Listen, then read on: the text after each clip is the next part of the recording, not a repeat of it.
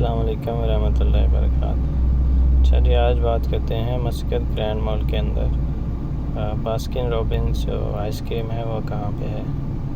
उसके लिए आप सीधा मेन गेट से एंटर हों, आगे सीधा सिक्योरिटी गेट आएगा और डेस्क आएगा, इंफॉर्मेशन काउंटर भी कह सकते हैं। उसके पीछे लिफ्ट लगी हुई है, वहाँ से एम फ्लोर पे चले जाएं। जैसे ही आप बाहर निकलेंगे आपके लेफ़्ट साइड में ये मिलेगा बास्किन रॉबिन, लिफ्ट के साथ ही। ठीक है जी, अपना बहुत सारा ख्याल रखें और सब्सक्राइब चैनल को ज़रूर कर लें, दूसरों तक शेयर करें।